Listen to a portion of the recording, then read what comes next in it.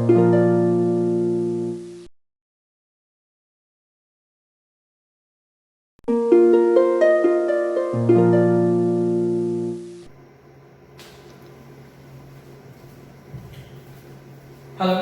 good morning all my dear students. Welcome you all again in our YouTube channel. Okay, so chapter number 1 આપણે લોકો ભણવાનું શરૂ કરી ચૂકેલું છે. બહુ દિવસો કમ્પ્લીટ થઈ ગયેલા છે. લગભગ આપણું ચેપ્ટર પણ કમ્પ્લીટ થવા માટે જ આવેલું છે.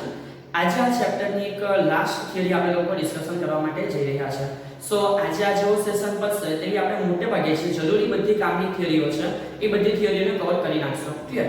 સો આજે જે જોવાની છે એ ચોથા નંબરની થિયરી છે. હવે ચોથા નંબર એટલે કઈ રીતે? તો કે આપણે લોકોએ શરૂઆત કરીને ગાઉસના નિયમને સમજવાની. સો એ જે ગાઉસનો નિયમ હતો એ ફ્લક્સના વિશે હતો કે ટોટલ ફ્લક્સ phi કેટલું હોય તો કે phi q/ε0. ઓકે, સો એ જે ફ્લક્સનો નિયમ બનેલો એના રિલેટેડ આપણે પછી અલગ અલગ વસ્તુના વિદ્યુત ક્ષેત્રને શોધવાની શરૂઆત કરેલી.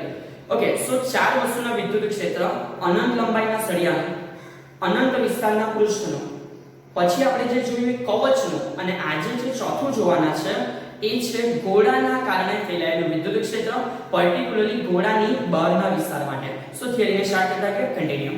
સો સમજો કે આજે જે થિયરી છે કઈ રીતે છે થોડું ચેક કરશું.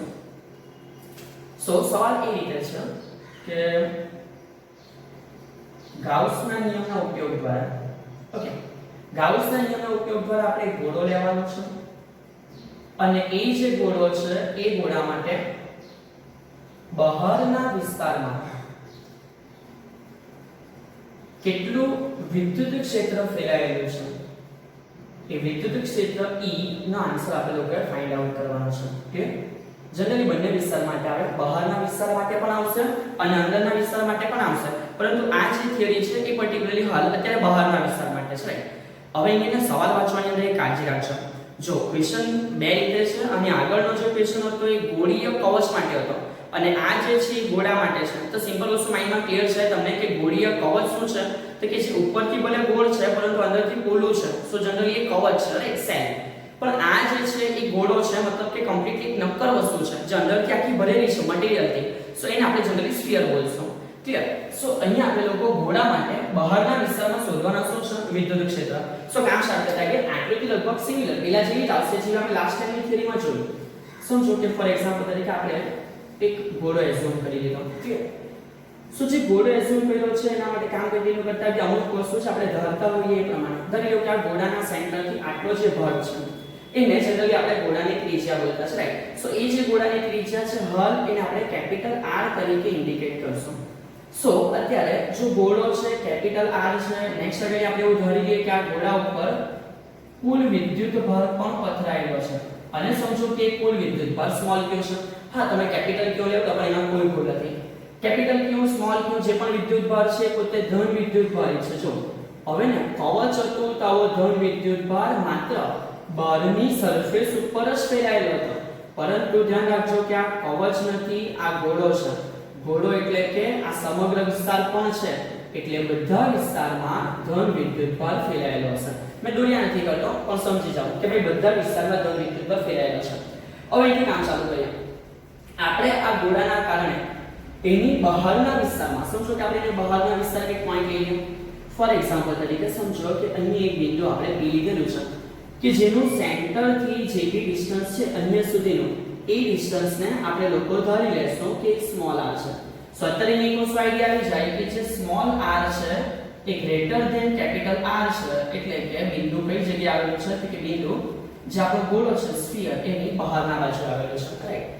હવે આ બિંદુએ આપણે વિદ્યુત ક્ષેત્ર કેટલું છે એ શોધવાનું છે. રાઈટ? સો એ કામ કરશો સાથે સાથે અમુક વસ્તુ નેક્સ્ટ આગળ જતા ગયા. સમજો કે આ ગોળા માટે હવે કઈ ઘનતા આવશે તો કે સિમ્પલ આપણે લોકો જે ત્રણ ઘનતા વિદ્યુતભાર માટે ભણવાની ચાલુ કરેલી છે.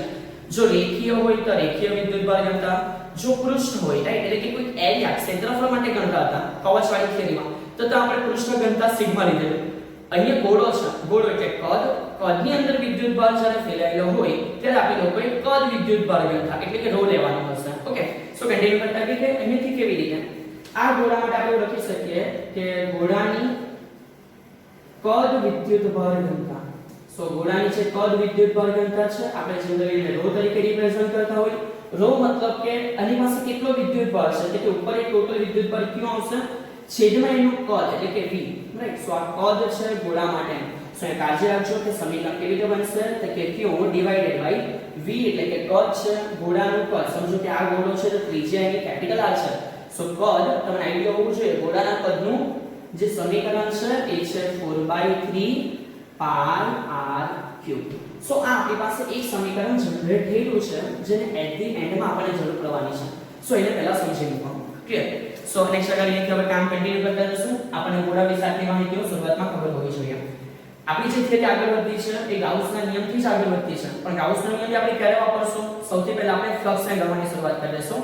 ફ્લક્સની વેલ્યુ મળી જાય પછી જસ્ટ આપણે તરતમાં ગાઉસનો નિયમને ઉપયોગમાં લેવાનું ચાલુ કરી દઈશું. સો સમજો કે આપણે લોકોએ ફ્લક્સ માટે શું ભણેલું છે, રાઈટ.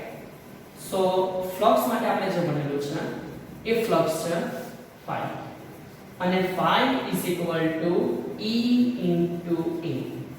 હવે અહીંયાથી આ જ સમજવાનું છે કે આ E એટલે કે વિદ્યુત ક્ષેત્ર કઈ રીતે અને A એટલે કે ક્ષેત્રફળ કઈ રીતે. સો વિદ્યુત ક્ષેત્ર સિમ્પલ છે કેમ કે ધન વિદ્યુત ભાર છે. ધન વિદ્યુત ભાર તો વિદ્યુત ક્ષેત્ર બહાર ફેલાયેલું હોય. સો એમાં કોઈ ઇશ્યુ નથી કે અહીંયાથી P બિંદુ માટે વિદ્યુત ક્ષેત્ર બહાર ફેલાયેલું હશે તો હું તમને એવું કહી શકું કે આ ડાયરેક્શનમાં વિદ્યુત ક્ષેત્ર હોવું જોઈએ, રાઈટ છે. સો એમાં ઇશ્યુ આપણે જનરેટ નહીં થવાનું પણ મેઈન ક્ષેત્રફળ સમજો. જો મેં શું કહેવા માંગુ છું અહીંયાથી આ અંતરે જે રીતે બિંદુ P છે એવી રીતે જ આ જ અંતરે ઘણા બધા બિંદુ આવેલા હશે અને આ સિમેટ્રી પછી સમજી શકાય કે આવી રીતના આ બધા બિંદુઓ માટેનું વિદ્યુત ક્ષેત્ર જે બી હશે એ સેમ જ હશે. ક્લિયર? અને આપણે લોકો આવી રીતે જે પૃષ્ઠ રચાય છે એ પૃષ્ઠને ગાઉસિયન પૃષ્ઠ કહેતા છે. સો અગેન કદાચ તમે થિયરીની અંદર આને એક નામ આપો કે આ જે પૃષ્ઠ છે એ ગાઉસિયન પૃષ્ઠ છે તો એમાં પણ કોઈ ખોટું નથી અને આ રીતે આપણે ધારી શકશું. ક્લિયર થશે? સો આ જે P બિંદુ છે એના માટે આપણે પહેલા શરૂઆતમાં ફ્લક્સ ગણવાનું શરૂઆત કરીશ. સો એ ફ્લક્સ માટે હું કહી શકીશ કે phi = okay E * A. Generally આપણે આઈડિયા છે કે અદિશ ગુણાકાર છે. સો ડોટ અદિશ ગુણાકાર એટલે cos θ ના સ્વરૂપમાં છૂટો પડશે. સો E A cos θ. અહીં આપણને આઈડિયા છે વારંવાર બધી થિયરીઓમાં આપણે જોઈ ગયેલા છે. સો જસ્ટ ચેક કરો કે જે E છે અને P છે એના માટે જે R છે એની ડાયરેક્શન સેમ જ છે, રાઈટ. સો અહીંથી હું કહી શકાય કે આ E એટલે ઉપરની તરફ છે અને ક્ષેત્રફળ માટે જોઈએ તો આપણે આઈડિયા છે કે એ પણ લોકેટ થાય બહારની બાજુએ જ, રાઈટ છે. સો ફાઇનલી અહીંયા જે θ જનરેટ થશે એ θ 0 હશે. કેમ? કારણ કે જે E છે અને જે A છે એ બંને રાશિઓ એકબીજાની કેવી છે? સમાંતર છે.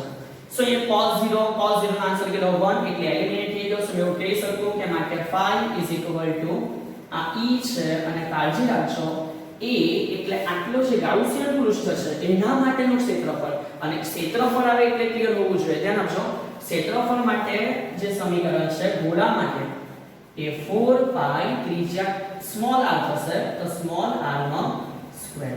સો આપણે અહીંયા સુધી પહોંચ્યા કે આપણે પહેલા ફ્લક્સ મેળવેલો છે, રાઈટ. ફ્લક્સ પતી જાય એટલે કીધું એ પ્રમાણે તરત જ આપણે ગાઉસના નિયમનો ઉપયોગમાં લેશું. સો અહીંથી કન્ટિન્યુ કરશું કે ગાઉસના નિયમ દ્વારા ચલો ગાઉસના નિયમ દ્વારા આપણને આઈડિયા આવી જાય કે ગાઉસના નિયમ દ્વારા આપણે phi માટે શું લખી શકીએ કે ફ્લક્સ એટલે કે એ જે ગાઉસિયન પૃષ્ઠ છે એની અંદર ઘેરાયેલો કુલ વિદ્યુતભાર, રાઈટ, છેદમાં એપ્સિલોન 0 સૂર્યાવકાશની પરમિટિવિટી. તો એ phi આ ગાઉસિયન પૃષ્ઠ માટે જો ઉપયોગમાં લઈએ તો જો આ બહારમાં તો કંઈ નથી એની ટોટલ અંદર છે આટલો જ વિદ્યુતભાર છે. આટલો જ મતલબ કે કેટલો છે? Small q. સો અહીંયાથી phi માટે હું લખી શકું કે ઘેરાયેલો કુલ વિદ્યુતભાર q છે છેદમાં એપ્સિલોન 0 અને = આ બાજુ જે રેડી થવાનું એ E * 4 pi r². સો આપણે અહીં સુધી આ રીતે પહોંચી શકીએ. ઓકે. સો નેક્સ્ટ ટાઈમ આગળ આપણે બીજી વેલ્યુ પણ મૂકીને ના સમીકરણ લાવવા માટે પ્રયત્ન કરશું. સો જસ્ટ ચેક કરીએ કે સમીકરણ આપણે કેવી રીતે મળવાનું છે. ઓકે. સો ધ્યાન આપજો જો અહીંયાથી મેં q ને સૂત્ર કરતા બનાવીશ તો q ને સૂત્ર કરતા બનાવીએ તો 4 pi 3 pi r³ ઉપર જશે ને ρ સાથે ગુણાશે. તે વેલ્યુ આપણે મૂકીએ. જો ચેક કરો q ની વેલ્યુ શું આવશે? આ ρ છે અને નીચેથી આ ઉપર આવીને ગુણાયેલું હોય તો એ થશે 4/3 pi r³ divided by epsilon 0 અને એ રીતે જ આ બાજુ હું કહી શકીશ જે કન્ટિન્યુમાં છે પ્રમાણે 4 pi r². So finally just check કરો. ઓકે. 4 pi કેન્સલ આઉટ થયેલો છે. સો મેં એવું કહી શકીશ કે જો મારે વિદ્યુત ક્ષેત્ર E ફાઇન્ડ આઉટ કરવું છે તો વિદ્યુત ક્ષેત્ર E = આ r² છે ઉપરથી નીચે આવી જશે, right. So ρ r³ divided by okay ρ r³ divided by 3 નીચે હશે. સો 3 એપ્સિલોન 0 અને આ r² ઉપરથી કાં આવશે? નીચે. સો આ રીતે આપણને એક આન્સર મળે કે આ થયું વિદ્યુત ક્ષેત્ર ગોળાના કેન્દ્રથી r અંતરે, કે જે r અંતર કેવું છે એની ત્રિજ્યા કરતા મોટું છે, એટલે કે બિંદુ કાં છે બહાર. સો કહી શકું કે ગોળાની બહારના બિંદુ માટે આપણે આ રીતે વિદ્યુત ક્ષેત્રને દર્શાવી શકીશું, રાઈટ. ઓકે, બીજું પણ એક આન્સર તમે અહીંથી પણ લાવી શકો છો, અધરવાઇઝ અહીંથી પણ લાવી શકો છો, એમાં વેલ્યુ રો ની મૂકવાની છે. સો એ પણ આપણે લોકો એક પ્રોસીજર ચેક કરી લઈએ જો છે તો. ઓકે, શોધના જો જસ્ટ આપણે અહીંથી આગળ વધશું. આ જ e ની અંદર આપણે રો ની વેલ્યુ મૂકી દઈએ. સમજો રો ની વેલ્યુ એટલા સિમ્પલ છે કે q/4/3 pi r cube, right. So એ વેલ્યુ આપણે મૂકતા ગયા. સો મેં એવું કહી શકીશ કે નેક્સ્ટ e ઓકે ધ્યાન આપજો, રો ની વેલ્યુ પહેલા મૂકી દઈએ. રો ની વેલ્યુ શું છે તો કે q/4/3 pi r cube. Okay, so આપણે કઈ વેલ્યુ મૂકી રો ની વેલ્યુ સાથે આ બાજુ આજુ બધી વેલ્યુ છે ને કન્ટિન્યુ લખવી પડશે. સો એ જે વેલ્યુ છે એ છે r cube divided by, okay, r cube divided by 3 epsilon 0 r square. So 3 epsilon 0 into શું થશે r square. ઓકે, જસ્ટ હવે ચેક કરીએ કે કઈ વેલ્યુ વધે છે. r cube કેન્સલ આઉટ થઈ જશે, રાઈટ. સો r cube કેન્સલ થઈ જશે, આ 3 અને આ 3 પણ કેન્સલ થઈ જશે. સો ફાઇનલ જે વધે એ e ઉપર શું છે તો કે સર q છે. ઓકે, રાઈટ, ઉપર q છે. સરસ. નીચે ચેક કરો શું વધેલું છે 4 pi epsilon 0, રાઈટ. નીચે જે વધ્યું છે 4 pi epsilon 0 અને છેદમાં બચવાનો r નો સ્ક્વેર, કારણ કે r cube અને 3 શું થઈ ગયા છે કેન્સલ આઉટ થઈ ગયા છે. અને લાસ્ટમાં 9 પણ કહી શકું. સો e just check 1/4 pi epsilon 0 આપણે q કહેતા, સોરી k કહેતા છે કુલંબી અચળાંક. સો k q divided by r square. આ રીતે પણ એક તમારો આન્સર રેડી થયેલો છે. જનરલી આ આન્સર આપણે લોકો પર્ટિક્યુલરલી બહારના વિસ્તારમાં ગોળા માટે વધારે ઉપયોગમાં લેશો જ્યારે આપણને ઘનતા આપવામાં આવેલી હોય ત્યારે. અધરવાઇઝ આ સમીકરણ આપણી પાસે છે, સિમ્પલ સમજો કે એક ચાર્જ હોય, એ ચાર્જ જનરલી ફિલ અપ હોય એટલે કે આખો એક ભરેલો ભાગ છે, એટલે કે ગોળા તરીકે જ વર્તે, અને ગોળા તરીકે વર્તે તો ડેફિનેટલી એનો આન્સર આના જેવો હોવો જોઈએ. અને એ મેચ બી થયો કે e kq/r square. સો આ રીતે આપણને ગોળાના વિદ્યુત ક્ષેત્રનું સમીકરણ મળે છે, રાઈટ. અમુક વસ્તુ એવી છે જે ચેપ્ટરમાં આપણે લોકોએ બાકી રાખેલી છે, પરંતુ એ બધી વસ્તુને આપણે પર્સનલી જ્યારે વર્સો ક્લાસીસની અંદર ત્યારે શીખતા રહેશું. અત્યારે હાલ આટલી થિયરીઓ તમારા લોકોની તૈયારીઓ સાથે વ્યવસ્થિત ક્લિયર હોવી જોઈએ. કોઈ ડાઉટ હોય તો તમે ડેફિનેટલી કોન્ટેક્ટ કરીને પૂછી શકો છો. આપણે એનું સોલ્યુશન તરત વહેલું મેક્સિમમ ટ્રાય કરશું કે તમને પ્રોવાઈડ કરી શકીએ. અને ત્યાં સુધી ભણતા રહેજો. જય હિન્દ.